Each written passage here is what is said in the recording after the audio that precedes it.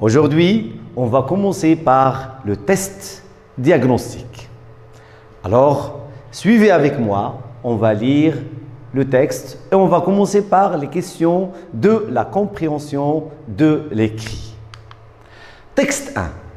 On a affaire, bien sûr, avant de commencer, à deux textes. Chaque texte comportera, bien sûr, des questions de compréhension de l'écrit. C'est ce qu'on va travailler dans cette séance. Premier texte. Le cadeau d'anniversaire.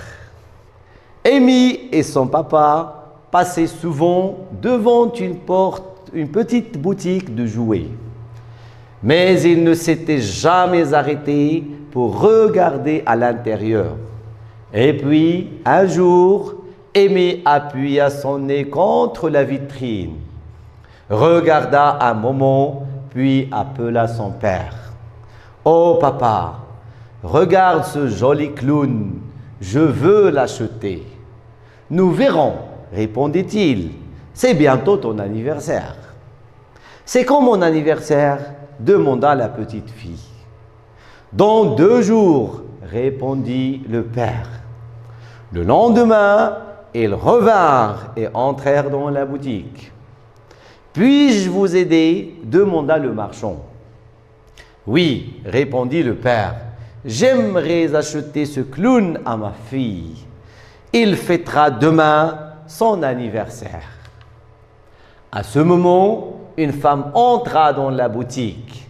Quand elle vit le clown, elle se tint la tête et s'écria. « Attendez, dit-elle, vous n'allez pas le vendre. »« Mais si, madame, dit le marchand, ce monsieur veut l'offrir à sa fille à l'occasion de son anniversaire. »« Mais c'est impossible. Je le veux pour mon fils qui est très malade. Il est à l'hôpital et je lui ai promis ce clown. » Le marchand regarda le papa. Le papa regarda Amy. Amy regarda le clown et dit doucement, « Donne-lui le clown, papa. » D'après Sally Grindley, mes belles histoires rouges et or. Alors, après avoir lu le texte attentivement, on va essayer de répondre aux questions. Nous avons 6 questions de compréhension. Première question, essayez d'identifier qui est l'auteur de ce texte. Dégagez l'auteur de ce texte. Qui a écrit ce texte, bien sûr. Quel est le titre de ce texte? Le titre du texte et pas de l'œuvre dont est extrait ce texte. Qui sont les personnages de ce texte? Qui en sont les personnages? Que désire acheter Amy? D'après le texte, question 5, d'après le texte, les énoncés suivants sont-ils vrais ou faux? Premier énoncé. Chaque jour, Amy et son père visitent la boutique de jouets. B. Le père veut offrir un clown à sa fille. C. Amy fêtera son anniversaire dans 1 semaine. D. La dame veut acheter le clown pour son fils. Et la dernière affirmation, bien le dernier énoncé, le père a acheté le clown pour sa fille Amy. Alors, vous allez tout simplement répondre par vrai ou faux après avoir bien sûr lu le texte. Dernière question de compréhension. Quel est le type de ce texte? S'agit-il d'un texte narratif, descriptif ou prescriptif? En justifiant bien sûr la réponse. Essayez de justifier la réponse par 2 indices du texte. Qu'est-ce qui montre si c'est un texte narratif, descriptif ou prescriptif? Essayez de justifier votre réponse.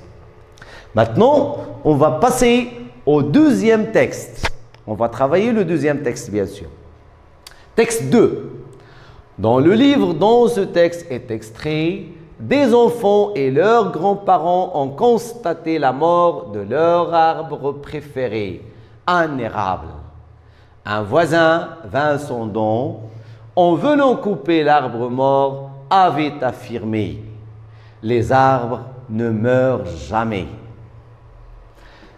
L'arbre qui chante, l'air qui entra en même temps que Vincendon et tout, piqueté de minuscules flocons blancs. Le feu grogna plus fort, puis ce fut le silence. Ils étaient là, tous les quatre, à regarder le père Vincendon et son paquet solidement ficelé. Vincendon posa son paquet sur la table, ôta ses lunettes, les essuya longuement, se moucha, remit ses lunettes et s'approcha du feu en frottant l'une contre l'autre ses grosses mains qui faisaient un bruit de râpe. « Il fait meilleur ici que dehors, dit-il. » Les enfants s'impatientaient, chacun d'un côté de la table. Ils regardaient le paquet sans oser y toucher. Le vieil homme semblait prendre plaisir à prolonger leur attente.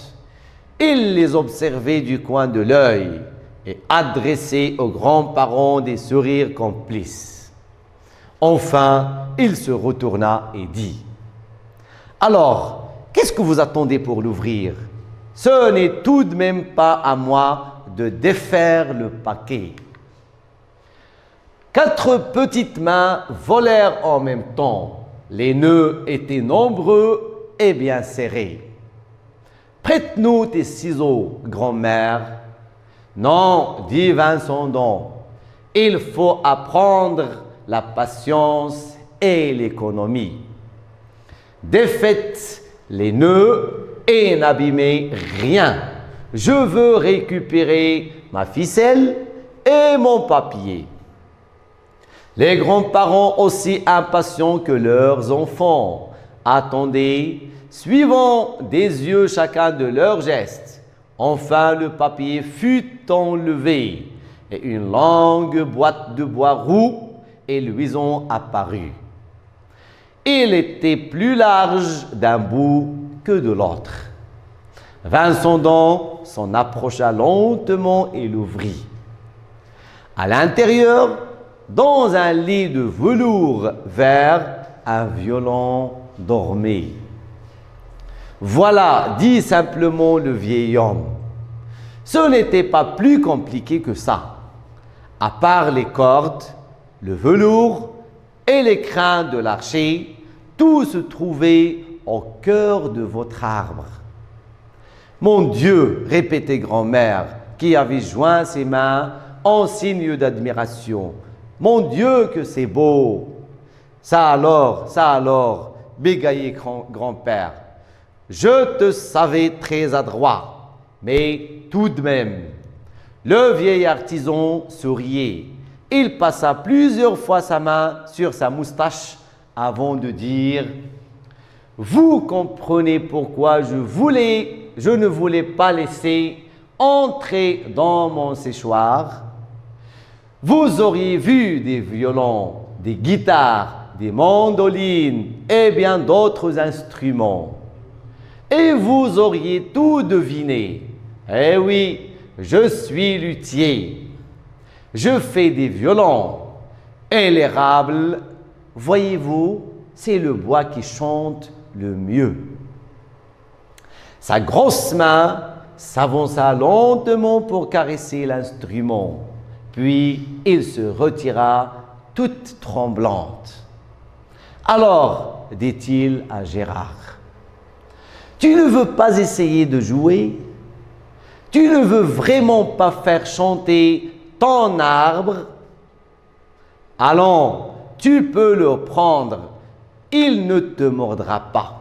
Sois tranquille. » Le garçon sortit le violon de son lit et le prit comme il avait vu les musiciens le faire.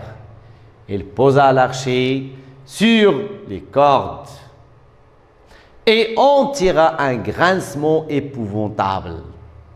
Grand-mère se boucha les oreilles, tandis que le chat, réveillé en sursaut, disparaissait sous le buffet. Tout le monde se mit à rire. « Eh bien, dit grand-père, si c'est ce que tu appelles chanter. Il faut qu'il apprenne, dit Vincent Don, en prenant l'instrument. Qu'il plaça sous son menton, et le vieux luthier, en main énorme, se mit à jouer. Il jouait en marchant lentement dans la pièce, en direction de la fenêtre. Immobiles, les enfants regardaient et écoutaient.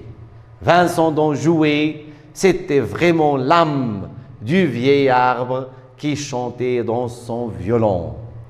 Bernard Clavet, extrait de l'arbre qui chante, paquet jeunesse. Alors, après avoir lu et relu bien sûr le texte, on va passer aux questions de compréhension.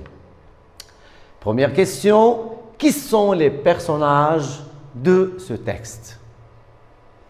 Dégagez tous les personnages qui figurent dans le texte.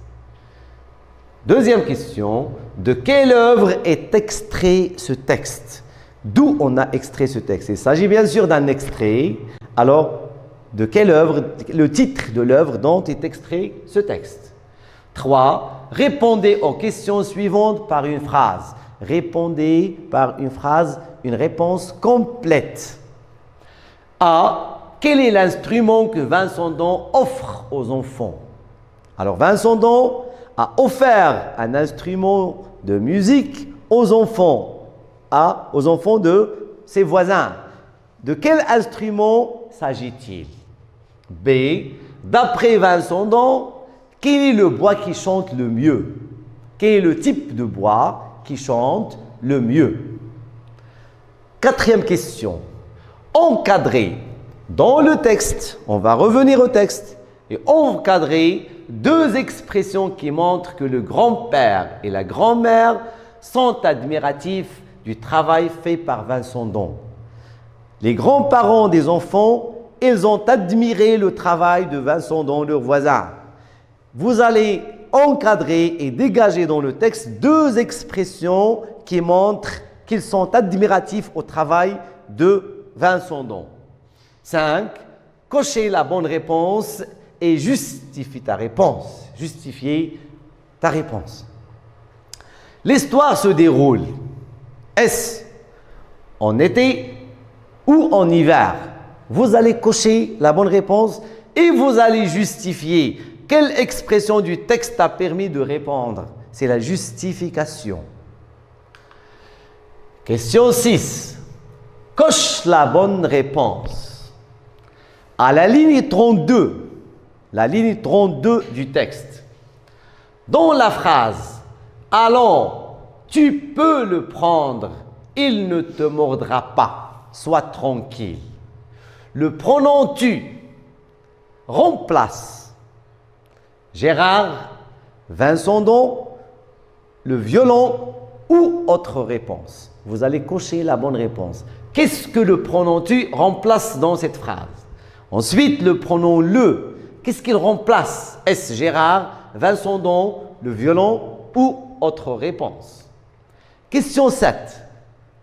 Soulignez dans le texte au moins, je dis au moins, deux expressions utilisées par l'auteur pour montrer que l'enfant ne sait pas bien jouer du violon.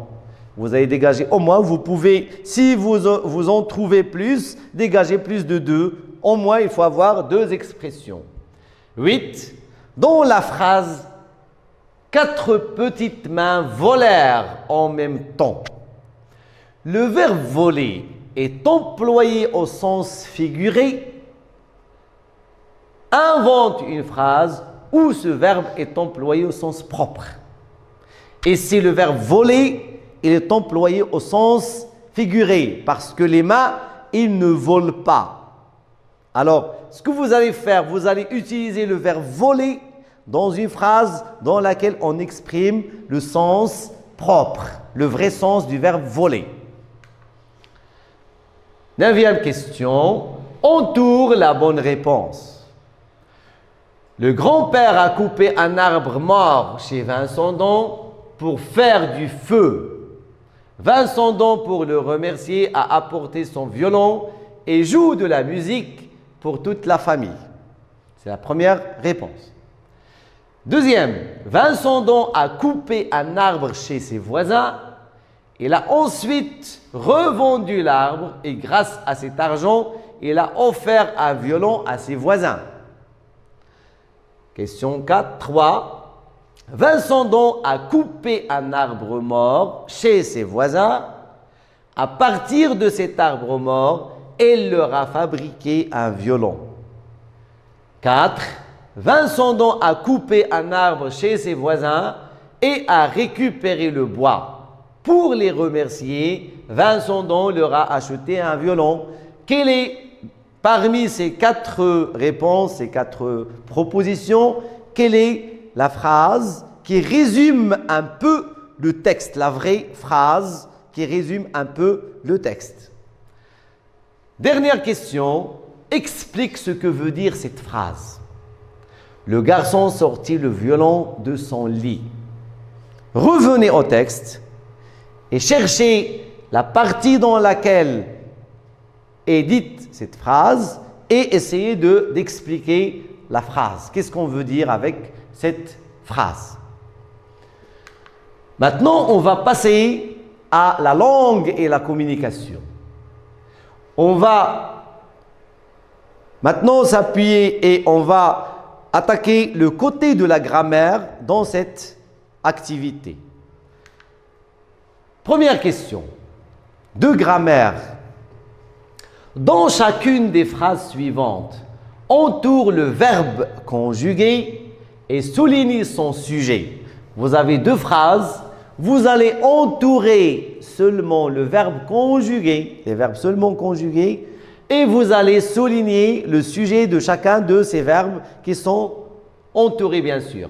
À l'intérieur, un violon dormait dans un lit de velours vert. B. Il ne te mordra pas. Deuxième question. Dans la phrase suivante, entoure 2 compléments d'objet directs. Seulement 2 COD. Vincent donc posa son paquet sur la table et ôta ses lunettes, les essuya longuement, se moucha, remit ses lunettes et s'approcha du feu. Alors, vous allez souligner les COD, les compléments d'objet directs. Question 3. Dans les phrases suivantes, vous avez A, B, C et D. 4 phrases. Trouve 2 compléments circonstanciels de temps et 2 compléments circonstanciels de lieu et recopie-les. Vous allez dégager les compléments circonstanciels de temps et de lieu de 2 et vous allez les recopier à partir de chaque phrase. Vincent donc posa son paquet sur la table et s'avança près du feu. B. Je fabrique des violons depuis 30 ans. C. À l'intérieur, un violon dormait dans un lit de velours vert. D. Pendant l'ouverture du paquet, les enfants s'impatientaient. Question 4. Classe les mots soulignés dans le tableau. On va lire le paragraphe. Quand elle arriva tout en haut, elle se retourna pour regarder la mer. Et elle dut fermer les yeux pour ne pas sentir le vertige. Au-dessous d'elle, si loin qu'on regardait, ou bien qu'on regarda, il n'y avait que cela.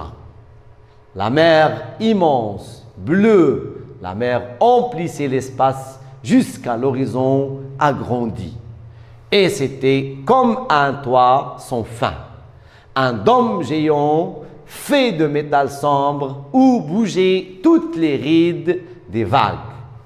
Entre les hauts murs, la végétation poussait, des ronces et des lianes qui recouvraient complètement le sol. Premièrement, dans ce petit paragraphe, vous allez constater qu'on a souligné 8 mots. Ce que vous allez faire, vous allez les classer selon leur nature grammaticale. Vous avez elle, mer, la, immense, etc. Vous allez les classer selon qu'ils soient un déterminant, un nom, adjectif qualificatif, pronom personnel, pronom relatif. Vous allez les classer dans chaque case et chaque colonne qui leur convient. Question 5. Complète par son, c'est, ça, un et le. Père et fille entrent dans une boutique pour acheter jouets. Ami invite ami à anniversaire. Vous allez compléter par l'un des déterminants que vous avez dans la liste. 6. Transforme la phrase suivante en une phrase interrogative. Il s'agit d'une phrase déclarative. Vous allez la transformer en une phrase interrogative en employant l'inversion de sujet comme moyen d'interrogation. 7. Mets la phrase suivante à la forme négative. Ami et son père visitent toujours la boutique de jouets. C'est une phrase affirmative. Vous allez la transformer en phrase négative. 8. Complète avec celui, celle ou ce. Celui, celle et ce sont des pronoms démonstratifs. Vous allez compléter les phrases par l'un de ces pronoms. Cette salle est petite, la grande. Elle ne désire pas acheter ce jouet, elle préfère la. Tes jouets et de ton ami sont très jolis. L'avant-dernière question, relis les deux phrases en utilisant parce que. Parce que bien sûr, ça sert à exprimer quoi? Ça sert à exprimer la cause. Voilà. Alors vous avez deux phrases, on va les relier. Il est malade, Rachida va à l'hôpital. Relier ces deux phrases de manière à exprimer la cause en employant parce que. La dernière question de la grammaire, relie par une flèche chaque nom de la colonne A à l'adjectif qualificatif qui lui correspond dans la colonne B. Un garçon, des jeux, chambre, une fille. Vous avez spacieuse, gentille, instructif et contente. Dans la colonne A, il y a des noms. Dans la colonne B, vous avez des adjectifs qualificatifs. Vous allez relier par une flèche l'adjectif qualificatif qui qualifie le nom dans la colonne A. Alors, j'espère bien que vous allez faire les exercices.